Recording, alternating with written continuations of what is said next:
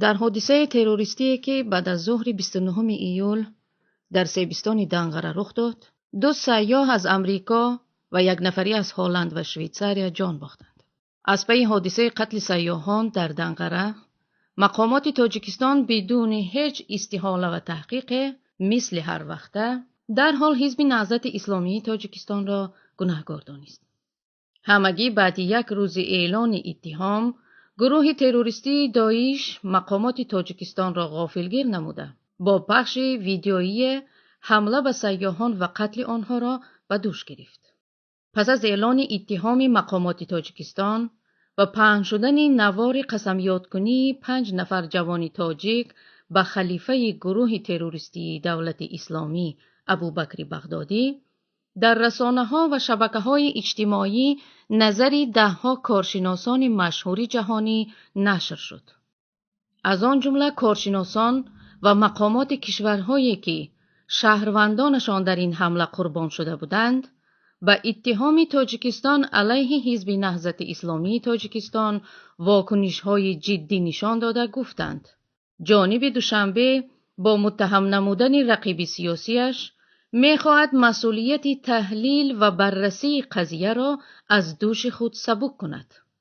محمد ایوب عظیمی، یک کارشناس افغان که خود مقیم هلند است، در صفحه فیسبوکی خود گفته است: رسانه‌های خبری هلندی دعوای مقامات تاجیکستان جهت گناهکار دانستن حزب نهضت اسلامی تاجیکستان در قتل سیاحان را تکذیب کردند. کشور هلند ادعا و اتهام دولت تاجیکستان را در مورد دست داشتن حزب نهضت اسلامی تاجیکستان و جمهوری اسلامی ایران کاملا رد کردند. زمامداران تاجیکستان را فاسد، سلطه‌ای فامیلی خوانده عامل رشد افراطگرایی دینی می‌دانند.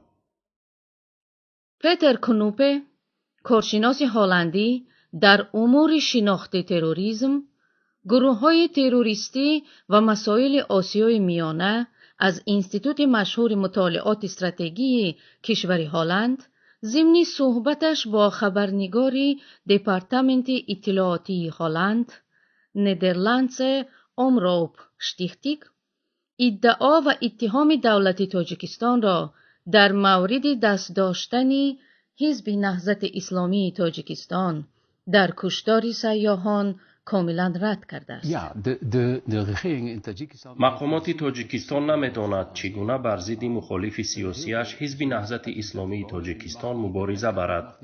در تاجیکستان هر حادثه‌ای که شد بدون هیچ تحلیل و تدقیق، مقامات این حزب سیاسی خاراکتر دینی داشته را گناهکار می‌کند. بسیاری از انجام عمل‌های دینی در تاجیکستان منع کرده شده است. جوانان حتی به مسجد رفتن نمی‌توانند. سرکوبگرایی وسیله اساسی اداره دولتی دانسته می‌شود.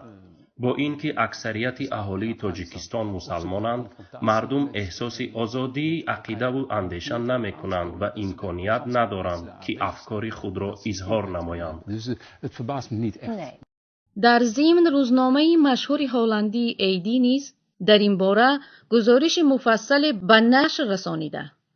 دولتداران تاجیک را به نشر اخبار غیر واقعی و بهانه‌جویی برای سرکوبی مخالفین سیاسی خویش به خصوص حزب نهضت اسلامی متهم کرده است.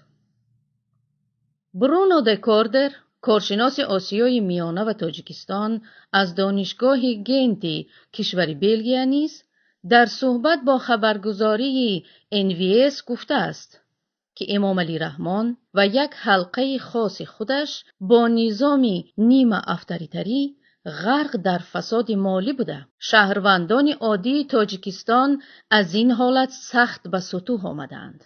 امام علی رحمان با ترس از خیزش‌های مردمی برای سرکوبی از هر وسیله غیر قانونی، حتی ضد انسانی، کار می‌گیرد.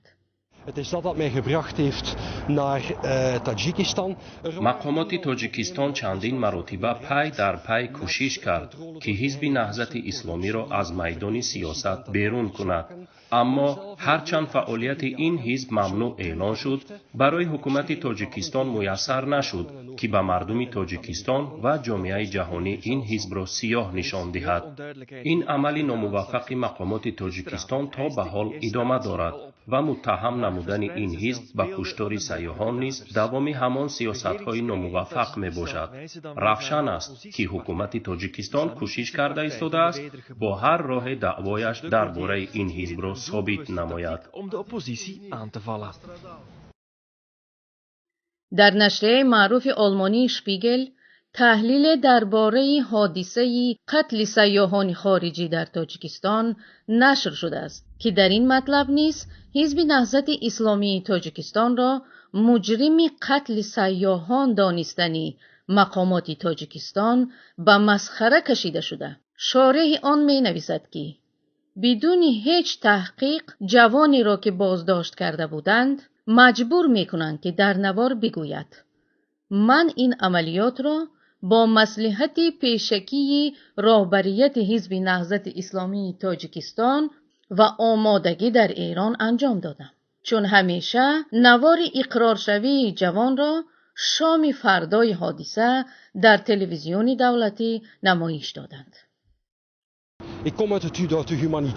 در نوار 5 نفری دستگیر شده نشان می‌دادند که چگونه نقشه‌های بد کشیده بودند.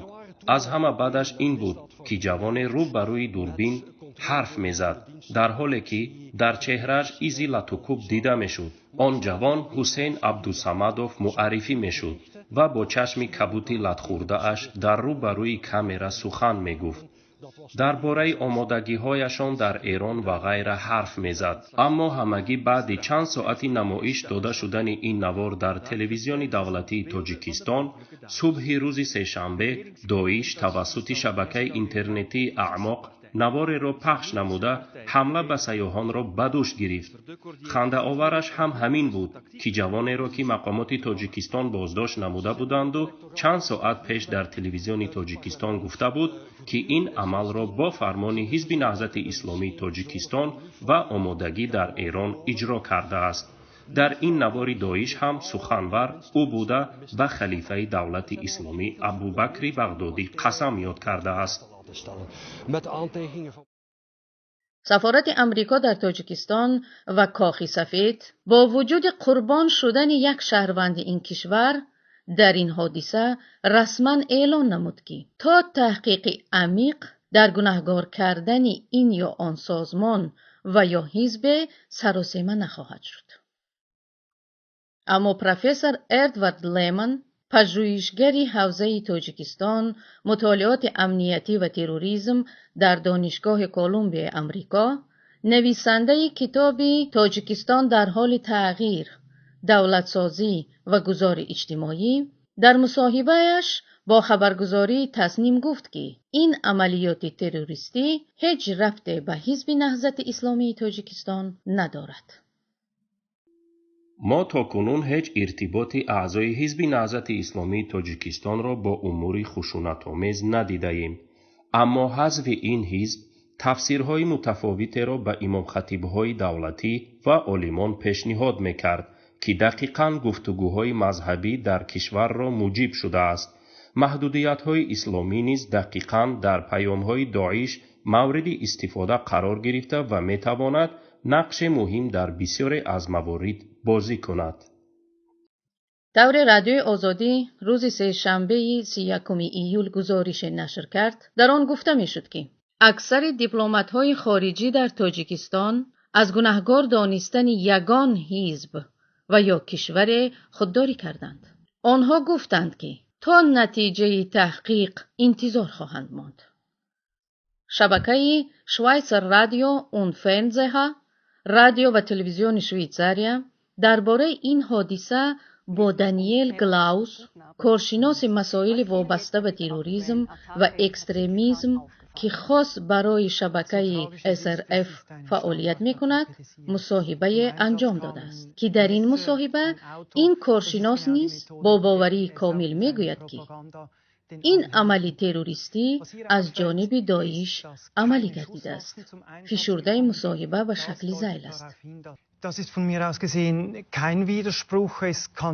واقعا این یک حادثه غمگین کننده است و این را من یک عملیات معمولی سازمان دولت اسلامی در عراق و شام داعش می‌حسابم، چون در این عملیات از ماشین و کارت استفاده شده است که این خاص داعش می باشد. یگانه چیزی که در این حادثه به نظر می رسید این نداشتن یراق بود، اما این معنای این را می تواند داشته باشد که تا حال داعش به نفرانش در تاجیکستان سلاح تأمین کردن نتوانسته است. خلاصه از روزی به وقوع پیوستن این حادثه ننگین، هیچ یگان کشور و یگان کارشناس و تحقیقگر افسانه مقامات تاجیکستان را درباره گناهکار دانستن و عملیات تروریستی قتل سیاحان در دنقره را باور نکردند. حتی اکثریت کشورها و تحلیلگران چنانه که دیدیم این دعوای مقامات تاجیکستان را به مسخره کشیدند. بنابر مقامات تاجیکستان را می باید دست از عاصمه‌سرانه گناهکار دانستنی این یا آن حزب و یا کشور بردارد و آبروی خود را از این بدتر به پستی نبرد. مقامات را می باید بدون غرضهای سیاسی خود موشکافانه این عمل ننگین را تحقیق کند، وگرنه به این زودی یک شرمندگی و سرخمی راهبریت کشور را در پیش است که داغ این شرمندگی را هیچ صابون شسته نمیتواند.